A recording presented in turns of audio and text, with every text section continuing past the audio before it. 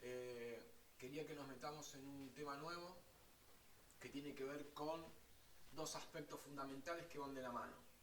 Y los vamos a ver en detalle a partir de ahora. Tranquilos, pero ya nos vamos a poner en remojo con estas nuevas temáticas. ¿Cuáles son? Algo yo les fui comentando, primero y principal, lo que es el Congreso Pedagógico. Nosotros ya vimos el proyecto del 80. ¿Qué es? Políticamente, culturalmente, económicamente. Lo vimos, lo charlamos, como pudimos, pero hicimos mapas conceptuales, intercambiamos ideas, etcétera. Después de esa constitución de, de proyecto político en función de tener un Estado que sea independiente, que sea laico, copiando formatos europeos, copiando la Constitución de Estados Unidos, viene qué hacemos con la educación. El gran proyecto era económico-político, el enriquecimiento de una clase poseedora de las tierras, y había una demanda de productos que tienen que ver con lo alimenticio y que nos están pidiendo, que está solicitando justamente esas materias primas que ahora, a partir de ahora, empiezan a ser abundantes en todo el cono sur. Y Argentina se lleva gran parte de esas tierras que son absolutamente ricas para la cría de ganado, la venta vacuna y para sembrar y cosechar productos alimenticios, trigo, etcétera, etcétera, etcétera, para que sean exportables, vender hacia afuera, que eran los que estaban solicitando. Ese era el proyecto económico. ¿Quiénes iban a ser favorecidos? Los dueños de esas tierras. ¿En base a qué leyes? A las leyes que inventó el liberalismo. En base a este proyecto político liberal. Ese proyecto político liberal necesitaba una educación. Y fue el liberalismo el que trajo la educación, así como la conocemos a grandes rasgos, con todos sus problemas, con todas sus cosas buenas y con todas sus problemáticas. Pero es un proyecto liberal que trata de incluir y de excluir. La Constitución nuestra de 1853 trata de incluir y trata de excluir. Está clarito, ¿eh? No es de que hay que andar leyendo, che, a ver, vamos a ver qué es lo que dice, a ver, ¿por qué el profesor dice esto? No, no, lo dice claramente. Claramente. Habla de a quién voy a incluir en este proyecto político que después se va a ver, del 53 al 80, se va a ver más en el 80, en 1880. ¿A quién queríamos dejar afuera? En 1880 esto se plasma con Julio Argentino Roca, que había sido conocido, había hecho su campaña política en función de llevar adelante la campaña del desierto, que fue el aniquilamiento de todos los herederos de los pueblos originarios. Y cederle finalmente todos los territorios que quedaban pendientes a estos grandes poseedores de las tierras, los terratenientes. Esa es la situación. Bueno, pero ¿qué pasa? Son grandes extensiones territoriales, grandes extensiones de campo que deben ser trabajadas. Yo no voy a trabajar, yo soy el dueño de la tierra. Mi proyecto es un proyecto liberal. Es un proyecto para que yo me enriquezca. Yo no voy a agachar el lomo. Necesito gente. ¿Qué gente tengo? Pueblos originarios. Ya no me quedan. Son diezmados. Y los que son no alcanzan. Y encima los que sirven o los que me servirían se oponen. No me sirven como sujeto social capaz de ser sometido al trabajo rural. Trabajo rural cuasi esclavo, que arranca a las 4 de la mañana, termina a las 12 de la noche. Eso no lo tengo que aclarar. Sigue existiendo hasta el día de hoy ese formato más o menos. Un poco más, un poco menos. Entonces necesitamos un nuevo sujeto social. La Constitución es la invitación a nuevos sujetos sociales a que vengan a poblar las tierras ahora denominado país Argentina, invitándolos. El preámbulo de la Constitución argentina lo dice claramente. Es la invitación. Estaba pegado en las embajadas de Europa. ¿Quiénes se acercaron? Un montón de personas que refugiados políticos, perseguidos políticos, desilusionados, fracasados, perseguidos, etcétera, etcétera, etcétera. Algunos que se ilusionaron con la posibilidad de tener tu propia tierra, porque así lo decían las pancartas en las embajadas y en los consulados. Todos estos sectores se vinieron, se tomaron el barco, cruzaron el océano. Cuando llegaron no fue tan así. Y se llenó de un nuevo sujeto social, que es el sujeto social inmigrante. Polacos, checos, rusos, españoles, italianos. Españoles, italianos, la gran mayoría. Hay estadísticas sobre esta población inmigrante que vino. Pero ¿qué pasa? Al polaco le ofrecieron unas tierras que no eran igual a las de Polonia. Al español le ofrecieron un trabajo que no lo sabía trabajar. Bueno, y ahí vinieron un montón de contradicciones. Y ahí se armaron unos guetos, se armaron unos barrios, se armaron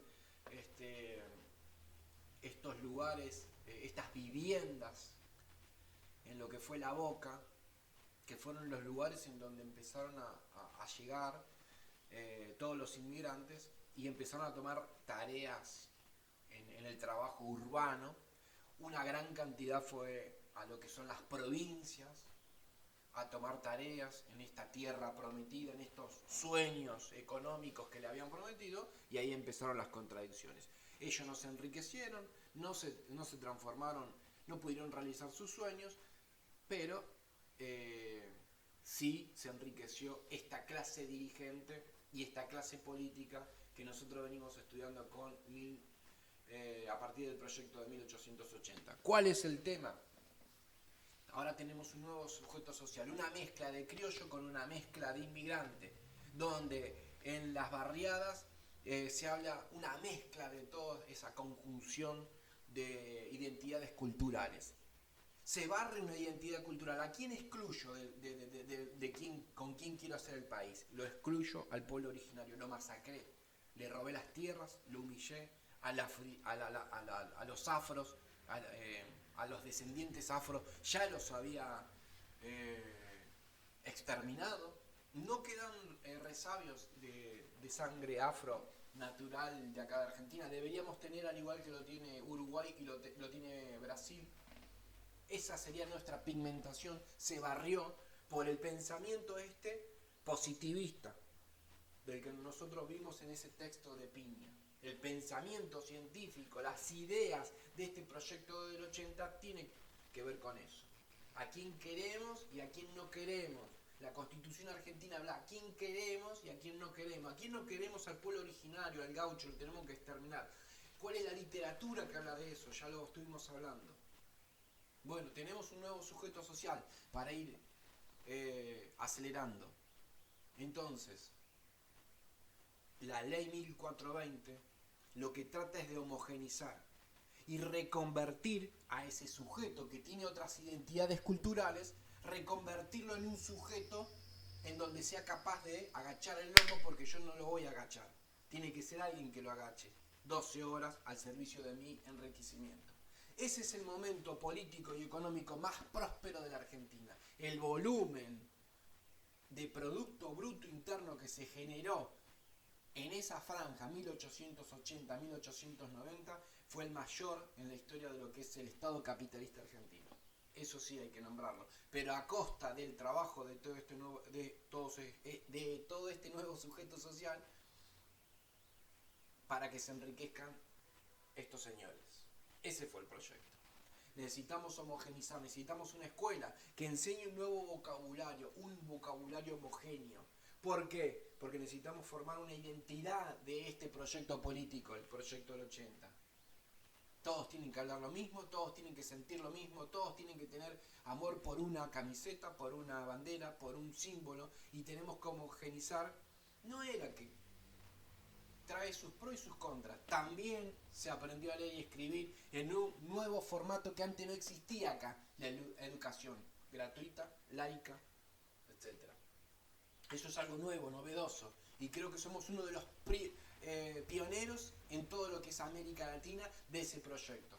Como vamos a ser pioneros, no es por sacar el pecho, pero por ahí también hay otro proceso que tiene que ver con la educación, más adelante, que también vamos a ser pioneros, que es la reforma universitaria, pero eso ya en 1916. Un poquito más, históricamente no es tanto. En ese Congreso Pedagógico de 1882 se discute, ahora la educación, ¿en manos de quién está? ¿Quién se hace cargo de la educación? Hasta ese momento, todas las atribuciones que tienen que ver con la organización social estaban en manos de la Iglesia. Nace alguien, se muere alguien, lo anoto yo.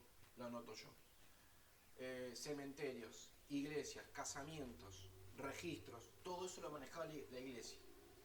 Este proceso, el proyecto del 80, es un proceso científico, es un proyecto científico positivista que dice, nosotros somos, desde una visión laica, quienes debemos reorganizar la sociedad. Todas esas son tareas de este Estado. Tenemos que asentar, tenemos que generar oficinas, tenemos que tener municipios, tenemos que hacer esto y tenemos que tener una educación. Entonces, el Congreso que en 1880 había una homogeneidad, había un consenso muy grande sobre llevar esto adelante, se empieza a quebrar ese consenso con el Congreso Pedagógico, con esta discusión de ahora el proyecto educativo no tiene que estar vinculado a las creencias de fe y a la Iglesia Católica.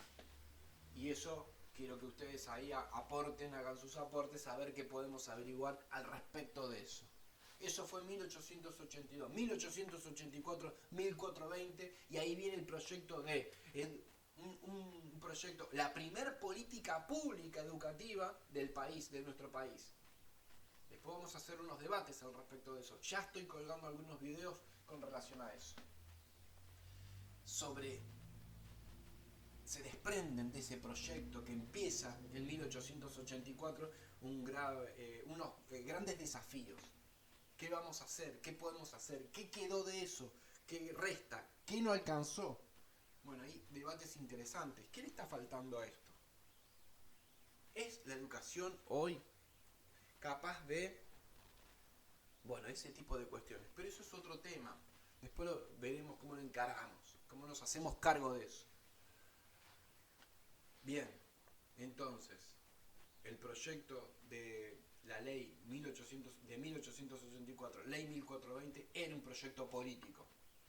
Quiero que saquemos conclusiones en función de eso. Les traté de hacer un paneo, un contexto general de a quiénes teníamos acá, quién era el sujeto social, el nuevo sujeto social, cuál era el habitante de las provincias, el habitante del trabajo rural, quiénes habitaban las ciudades, la urbanidad. Bueno, se habían venido en barcos miles y miles de estos trabajadores que cruzaron el océano bajo la promesa de tener un mundo mejor.